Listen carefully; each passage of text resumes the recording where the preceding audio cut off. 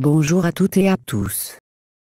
Dans le chapitre précédent, nous avons vu comment insérer un élément dans notre montage, ainsi que les différents types d'éléments que nous pouvons utiliser.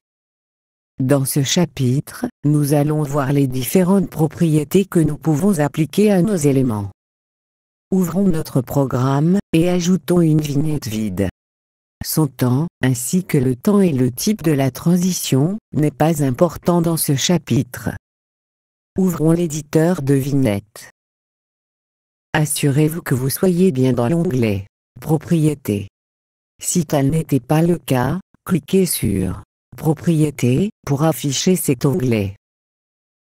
Pour le moment, l'onglet est complètement vide, et son contenu va varier suivant le type d'élément que nous sélectionnerons dans la liste des éléments, située juste sous lui.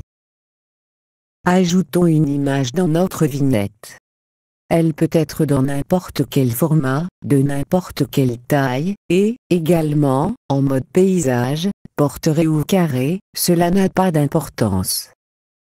Comme notre image n'est liée à aucun autre élément, elle couvrira parfaitement l'écran sans en déborder. Voici quelques exemples. Les résultats obtenus avec une image paysage au format 4/3, une image portrait dans ce même format, une image carrée, quelle que soit sa taille en pixels, et une image paysage au format 16/9. Ceci est également valable pour les vidéos, cadres, masques et objets en dégradé de couleur. Voyons maintenant les propriétés que nous pouvons donner à notre élément. Tout d'abord, vous devez savoir que chaque élément possède ses propres propriétés, que si vous dupliquez l'élément, aussi bien dans une vignette, ou que vous l'utilisez dans une autre vignette, cela seront les propriétés que vous définirez à la copie, ou duplication, qui seront prises en compte, et pas celles de l'original. Exemple, si nous utilisons 3 fois la même image, pour créer un triptyque, les propriétés de chacune pourront être différentes des autres. Donc, voyons cela un peu plus en détail. En premier, et ce pour tous les types d'éléments, nous avons le nom de l'objet. Quand vous insérez un élément de type image ou vidéo, d'origine ce nom est celui de votre fichier sans son extension. Pour les autres types d'objets, cela sera le type d'objet avec un numéro d'objet, incrémenté automatiquement par type d'objet. Concentrons-nous sur les types images et vidéos pour ce chapitre. Dans ce champ, vous pouvez donner un nom, qui désignera dans votre projet, par exemple, image 1, cela ne modifiera en rien votre fichier original, tout comme l'utilisation de toutes les propriétés, cela n'a d'action que dans votre projet, et non sur le fichier d'origine.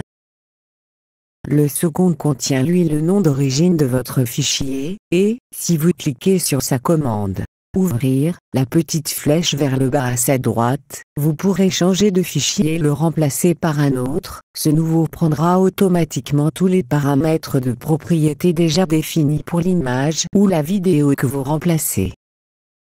La ligne suivante, objet principal, vous permet de définir un index pour votre objet. Si vous cliquez sur la case à cocher, cette valeur deviendra 1, ou indexée automatiquement, si d'autres objets sont déjà repris comme objet principal.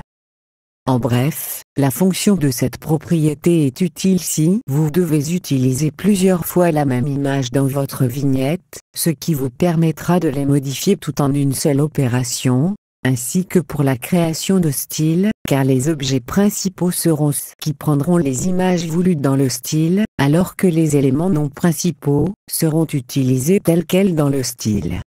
Nous y reviendrons dans le chapitre consacré au style. La ligne suivante vous permet d'adoucir votre image d'origine, elle est en netteté maximum, soit à -100. L'option rééchantillonnage basse qualité vous permet de rééchantillonner votre image en un format plus petit et adapté au programme, ce qui permet de limiter la taille de mémoire utilisée par le programme. L'option convertir en image alpha ajoute le canal alpha, soit le canal de transparence, à votre image. Cette commande sera surtout très utile dans l'utilisation des masques, et nous y reviendrons en temps utile.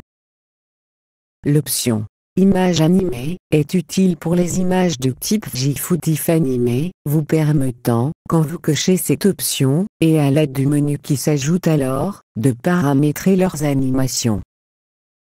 L'option Anti-crénelage, activée par défaut, permet d'adoucir les bords d'une image, et est utile quand une image pivote, évitant d'avoir un effet escalier sur leurs bords. Les deux options suivantes, rognage d'aspect et rognage d'image, sont très importantes pour la création de votre projet. Elles vous permettent de définir le format et la partie de l'image utilisée, et ce, indépendamment du format et de la taille originale de l'image ou vidéo utilisée. Chacune de ces options, quand elles sont cochées, ajoute une série de contrôles. Dans l'ordre, le rognage d'aspect ajoute la commande ratio d'aspect, et un encart vous permettant de définir celui-ci, soit par une valeur prédéfinie, ou par la valeur que vous entrerez au clavier sous la forme largeur, hauteur. Pour comprendre cette fonction, utilisons une image au format 4/3, quelle qu'en soit sa taille en pixels. Nous travaillons en 16:9, et nous voulons quel est ce format. Activez la commande rognage d'aspect, et, dans son menu déroulant, sélectionnez le format 16:9. Voilà, à présent, notre image a été recoupée sur sa hauteur, pour couvrir exactement l'espace 16:9 de l'écran. Attention, plus le format de base de l'image sera différent de celui désiré, plus la partie rognée de l'image sera importante. Donc, si vous voulez un format 16:9 paysage, n'utilisez pas un format 9/16 portrait, car une grande partie de celui-ci serait coupée pour correspondre au format voulu. Donc, grâce à cette commande, nous pouvons donner le format que nous voulons à notre image. En second, le rognage d'image. Attention, cette commande prendra en compte le format d'image obtenu avec la commande rognage d'aspect, si elle est activée, et non le format de base de l'image. Cette commande ouvre 4 champs, où vous pourrez entrer les valeurs de coupe de votre image. De base, ils sont exprimés en % de la taille, et donc, ne tiennent pas compte du nombre de pixels de la taille de votre image, ce qui est en soi très utile, car, si vous modifiez votre image par une autre de taille différente en pixels, cela sera toujours la même proportion de l'image qui sera utilisée. Les différents champs sont gauche, vous permettant de couper la partie en pourcentage à partir du bord gauche de l'image. Haut, pour couper depuis le bord haut. Droite, pour couper depuis le bord droit. Et bas, pour couper depuis le bord bas. Attention, le total des valeurs haut et bas, et celles de gauche et droite, ne peuvent dépasser 100%. Si tel était le cas, par exemple, vous entrez la valeur 60% dans le champ gauche, puis, vous voulez entrer la valeur 70% dans le champ droite, leur somme étant supérieure à 100%, la différence entre cette somme et 100% sera alors soustraite au champ inverse, du dernier auquel vous appliquez une valeur, et donc, le champ gauche sera modifié à la valeur 30% automatiquement, pour que le total des champs correspondants ne dépasse pas 100%, soit ici, 30 plus 70 égale bien 100%. Nous verrons lors de la création d'objets utilisant des parties d'éléments, tels qu'un tube par exemple, que ces réglages sont très importants. Il faut également savoir que lors d'un rognage multisens d'un élément, la taille de l'élément obtenu couvrira toujours l'entièreté de l'espace, ou du cadre, auquel il se rapporte. Soit, voici notre image sans rognage, et après un rognage pour en prendre les 20% carrés, sans trop. Il faudra donc également tenir compte de cela, lorsque vous voudrez créer des objets multi-éléments. Enfin, nous avons la commande bordure, qui, quand elle est activée, place une bordure partant du bord de votre image, vers l'extérieur de celle-ci, d'une dimension exprimée en pourcentage d'image. Attention, votre image sera redimensionnée pour que la totalité de l'image, plus la bordure, couvre la taille de base de l'image.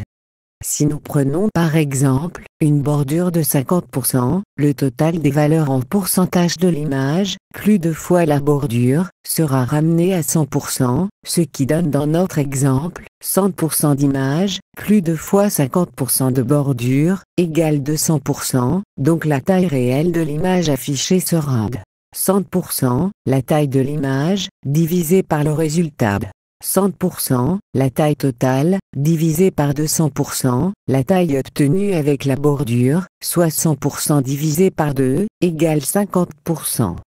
Oui, bon, c'est juste pour pouvoir le calculer, car généralement, vous réglerez votre bordure à vue.